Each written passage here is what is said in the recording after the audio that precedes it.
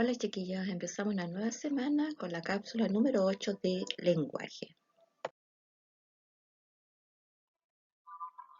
Bien, esta semana vamos a trabajar con el objetivo número 3 y número 9.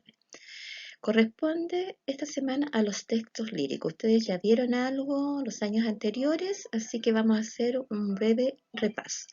Ya los textos líricos sabemos que es una manifestación cuya finalidad primaria es revelar sentimientos en el lector u oyente. El lector, o sea nosotros, o auditor, se identifica con lo leído según la experiencia. Por eso nosotros cuando leemos poemas, de acuerdo a nuestro estado de ánimo que nosotros estemos en ese momento, tengamos, es como vamos a sentir o nos va a llegar ese poema, esa poesía. También los textos líricos tienen características, ¿ya? Y por eso son fáciles de identificar. Son subjetivos, ¿ya? Porque expresa el punto de vista personal. O sea, el poeta, la poetisa, expresa sus sentimientos. Y eso es lo que nosotros vemos cuando escuchamos una canción o leemos un poema. Son breves, aunque hay poemas muy largos y no se comparan en extensión con la narrativa ni con los textos dramáticos. ¿Ya? Son mucho más cortos. Belleza, tienen una belleza increíble, por eso utiliza un lenguaje elaborado, lo cual se relaciona de manera directa con la función poética que mencionamos anteriormente. También es una característica la emotividad. Habla de los sentimientos y vivencias del escritor. Y musicalidad. Puede tener ritmo, rima, medida, lo cual le da este efecto. De eso vamos a hablar más adelante, chiquillos, ¿ya? Bien, dijimos que los textos líricos, ¿no es cierto?, presentan la realidad desde el punto de vista del sujeto, o sea, del poeta. Muestran la visión íntima y personal del ser humano. En ellos el poeta habitualmente expresa sus sentimientos, pensamientos, estados de ánimo o vivencia. Entonces vamos a revisar algunas figuras literarias. Ya vamos a ver la comparación, ¿no es cierto?, que es un recurso literario por el que el autor quiere hacer que una idea expresada se entienda mejor. Siempre va a establecer una relación entre un objeto real y otro que sea imaginario. Y 3. El nexo de unión entre las dos partes de la comparación será siempre un adverbio. Por ejemplo, quisiera ser tan alta como la luna. Generalmente, chiquillos, la comparación lleva la palabra coma, ¿ya? Que es un nexo, una palabra que une dos ideas.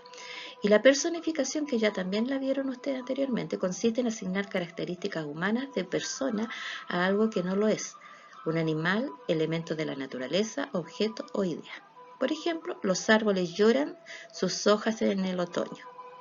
O tu alegría danzaba alrededor de mi alma.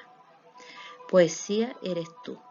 ¿Ya? Si se fijan ustedes, se le están atribuyendo características, ¿no es cierto?, acciones de los seres humanos a elementos como los árboles, ¿no es cierto?, y en este caso a la alegría o la poesía.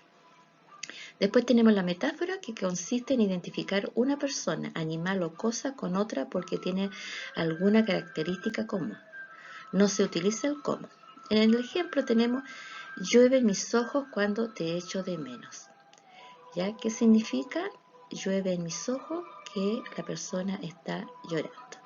O las pelas de tu boca se aprecian mejor cuando sonríes. En lugar de hablar de los dientes, uno dice las perlas de tu boca. Esa es una metáfora que usamos muy comúnmente en nuestro diario vivir. Ya cuando hablamos, ya conversamos, siempre más de una vez usamos metáforas y ustedes tienen que haberla escuchado. Y el hipérbato es una figura retórica que consiste en invertir el orden habitual de las palabras. Por ejemplo, volverán las golondrinas en tu balcón sus nidos a colgar. O sea, ahí está al revés, ¿ya? No está en el orden que nosotros siempre escribimos. Y el orden lógico sería: las golondrinas volverán a colgar sus nidos en tu balcón.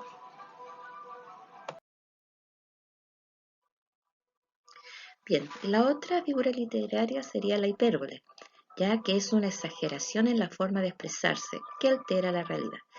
Por ejemplo, lloré ríos por mis ojos. Ya ahí estamos exagerando cuánto lloramos.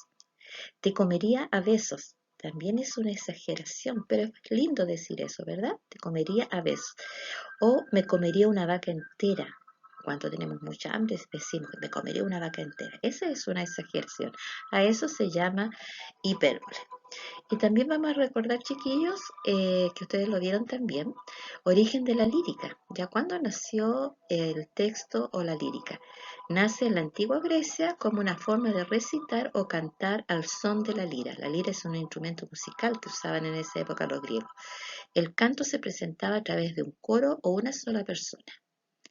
¿Ya? En esa época, chiquillos, ustedes cuando vieron los griegos en historia, ya ellos hacían eso, o en un coro o una persona cantaba y se hacía acompañar de este instrumento la lira. El término poesía proviene de poiesis, que consiste en modelar las palabras para hacer o crear un poema, partiendo de la creatividad o la imaginación del autor. Y ahí ya sale las características que lo vimos anteriormente. Bien, acá tenemos ya dos poemas donde ustedes van a tener que ubicar las figuras literarias que ahí están, ¿ya? El primero es Todo es Ronda de Gabriela Mistral, la gran poetisa chilena, ¿no es cierto?, que obtuvo el Premio Nobel de Literatura y también en Chile el Premio Nacional de Literatura. Dice, los astros son ronda de niños, jugando la tierra a espiar. Los trigos son tallas de niñas, jugando a ondular a ondular. Los ríos son rondas de niños, jugando a encontrarse en el mar. Las olas son rondas de niñas, jugando la tierra a cazar.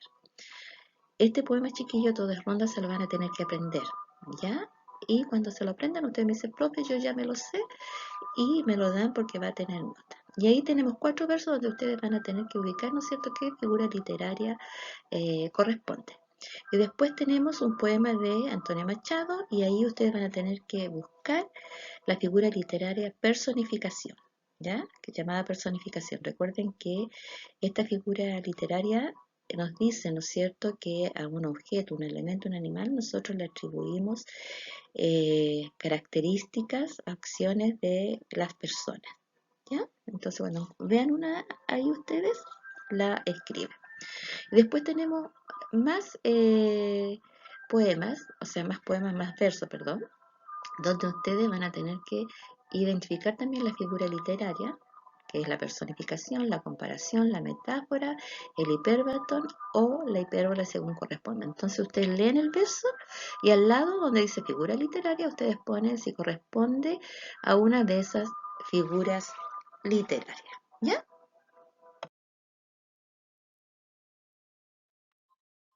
Bien, chiquillos, vamos a ver las actividades.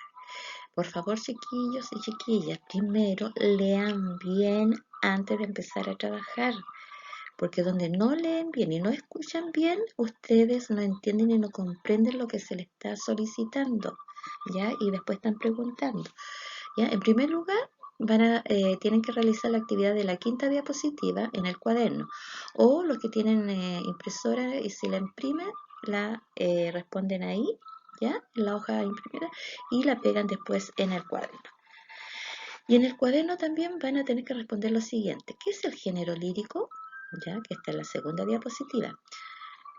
Después la letra B. ¿Qué figuras literarias hay en la tercera y cuarta diapositiva? Nómbralas. Solamente nombrarlas. Después la letra C dice define y da ejemplos de cada una. Tienen que definir, ¿no es cierto?, comparación, la personificación, la metáfora, la hiperbatón y la hipérbole. ¿Ya? Dan la definición y dan un ejemplo de cada una. Que pueden copiar la misma que está ahí en la cápsula o buscan otra, o si conocen otra. ¿Ya? Y en el número 3 dice estudia el contenido de esta cápsula para reforzar lo aprendido el año anterior. Ya, lo de los textos líricos.